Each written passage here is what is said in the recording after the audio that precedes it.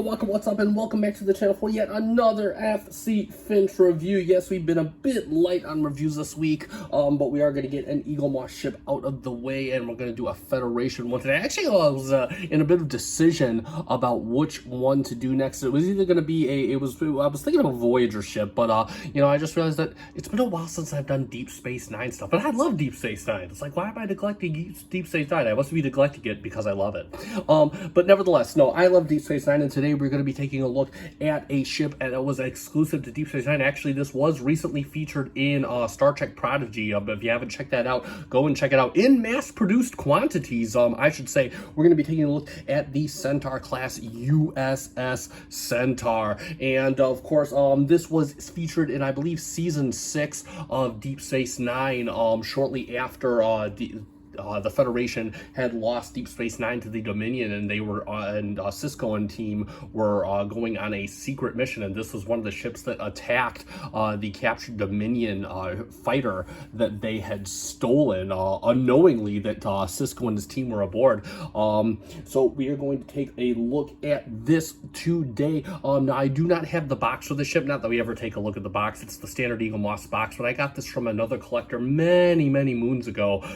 Don't see too many of this ship around, so really happy to have it. In fact, even when Eaglemoss was in business, I think I only saw it in stock a couple of times. So anyway, let us get right down to it, and of course that means taking a look at the magazine.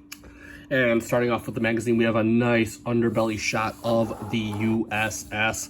Centaur. And we can already tell that this is a kit boss ship, but it looks oh so good.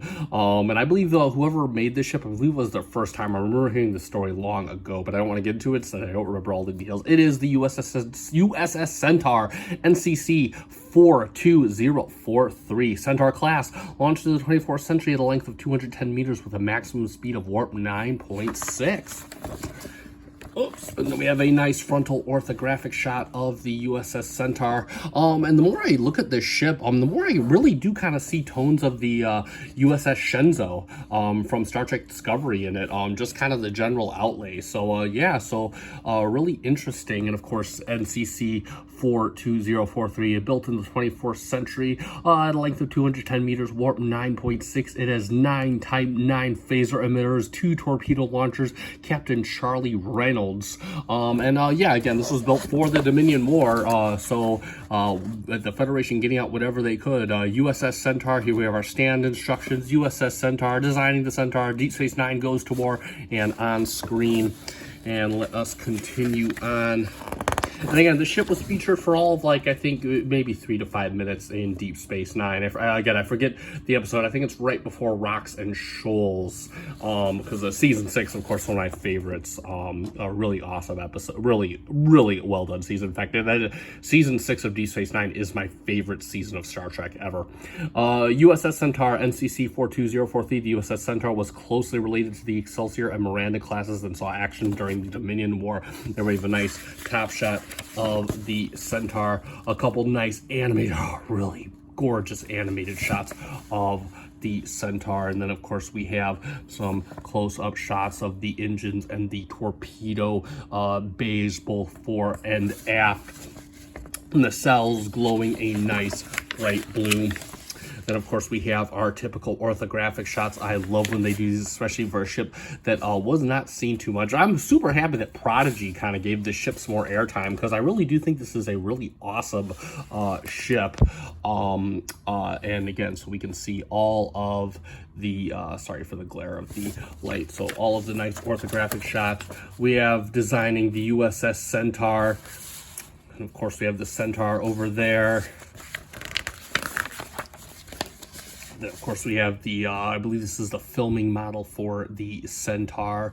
All nice and dingy and colored. Looks like she's been to war. And then, of course, we have, I believe this is from Sacrifice of Angels, one of my top 10 episodes. My favorite of the Bolden, Sacrifice of Angels, one of my top 10 episodes. I count those as one episode because they are a two-parter. And then, of course, we have Wei Yung, the Changeling, and Jem'Hadar, and then we have Kira. And this, I believe, this was one of Oh man, why am I forgetting names for like my favorite series, Damar's Lieutenants? When he was vaulting. And of course we have this clip from Rocks and Shoals. And of course it's a fake. And there we have a few more shots of the on screen of the Centaur, and then a nice upper orthographic shot of the Centaur. And we always do the stand, but because we are thorough, we have our typical Eaglemoss stand. We could just got the simple peg, put it right in there. It is a pretty secure fit. And then, of course, this slides right on. Just going to get it on the thin part of the nacelles right in between the torpedo launcher. And there you have the ship on the stand. And if we bring the camera down, we can see that it's kind of got this real nice, it just kind of into space. So no, really cool. And that is the Centaur on a stand. Dino Cat starting to claw at my hands here. And without further ado, let's take a good look at the Centaur. And yeah, again, really good looking ship. And unfortunately, I don't have a model of the Shenzhou to show you.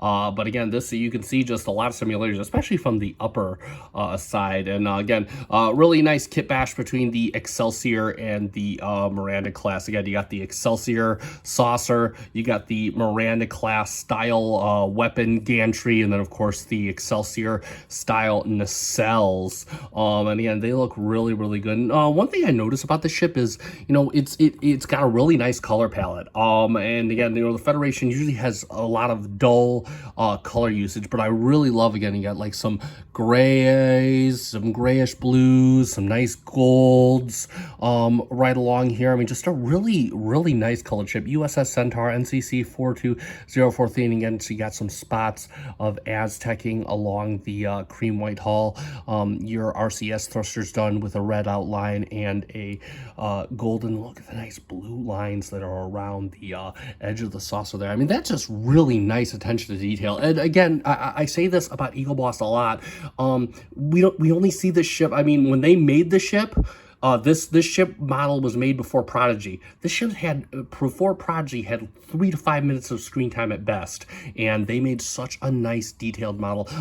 All the weights in the saucer, by the way, saucer is die-cast, or at least has die-cast in it, and again, just looks really, really good. Cells look, let's see, they look pretty well aligned. Yeah, looks pretty okay. Maybe a little bit of tilt, not barely noticeable.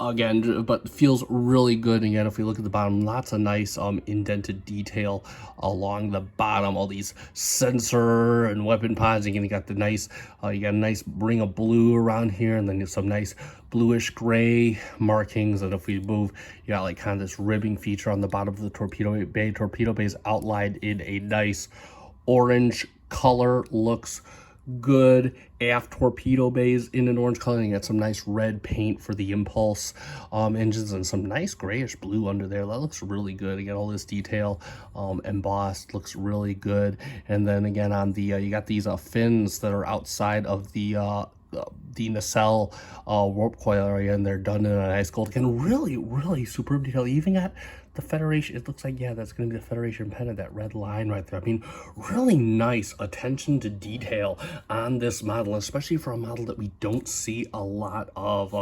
Yeah, no, nothing more I can say. Again, this is a really, really cool model. So, and that is it for the ship.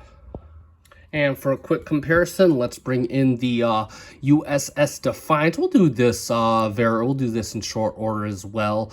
And you can see it's basically about as big as the Defiant, even though I believe this ship is about a little over double the length of the Defiant. Though I'm sure that that length is mostly in the nacelles. Similar to Discovery, you know, Discovery itself. They talk about it being like, well, I think it was. I know Eaglemoss gauges it at 700 meters. I don't think it was exactly that. In the show itself, but most of that was the nacelle. So anyway, but there you go, and then we can kind of get, I know this is the first time you're seeing my Defiant model. How cool is that? We can get the kind of front view, and again, you know, the Defiant kind of purpose built This was kind of this is kind of purpose coddled together, I guess. So there we go. And then of course we get that nice shot from the rear. And yeah, and let's get the bottom and the top. And yeah, so there you have it for the Defiant and the Centaur together. So let's summarize, and there we have it for the Eaglemoss official Starships collection, U.S.S. Centaur class starship. And yeah, no, I have a feeling that this is going to do relatively as well as my Wolf 359 reviews. And I've been actually surprised with a few of those ships getting 500 views and whatnot, because we're going back into the really nitty gritty, obscure, you know, die-hard Trekker stuff. I mean, this ship isn't the Enterprise. This is just another ship, and we recently revisited it in Prodigy. And once again, I gotta move this out of the way because I'm gonna clap bravo to Eaglemoss. Bravo, because this is a really cool model. The beautiful coloration, nice weighty feel, especially for such a skinny starship. You know, just looks good, feels good. Nacelle misalignment is bang on. And again, just a really nice homage to a ship that we just don't see very often. It's just one of those obscure ships in Star Trek. And I know that there's people out there like myself that we live for this stuff. These nitty gritty ships that are only seen once for a split second, some maybe never seen as a whole functioning ship. So I have a feeling this will probably do as well as those, and I'm excited to share it with you. As far as finding one, and again, I'm just gonna, I'll put a link to realmerch.com. I know in my last video I said that the Landed Bird of Prey was not on Real Merch, and apparently it is now in stock there, so you can go check that out there. So I'm just gonna stop saying what I think is in stock because I haven't checked before this. So check out realmerch.com and for what is in stock. Again, I'm not sure if this is there. If not, again, this isn't a model I would overpay for. It was about $30 retail when it came out on Eaglemoss's site. So again, but if you value those obscure ships, or I know a lot of people only collect Federation ships, then yeah, this is definitely one for your collection. It's nothing but positive things to say about it. So definitely, if you have the chance to get one for a reasonable price, I do highly recommend. And that being said, it is time to end. So if you found this review informative, consider hitting that like button. Also consider subscribing to my channel. I do 1 to 2, maybe even 3 Eaglemoss videos per week. Just depends on how busy I am.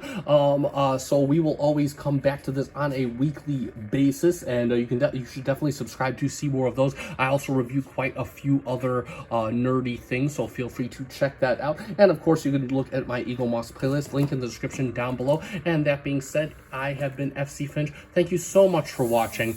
Live long and prosper.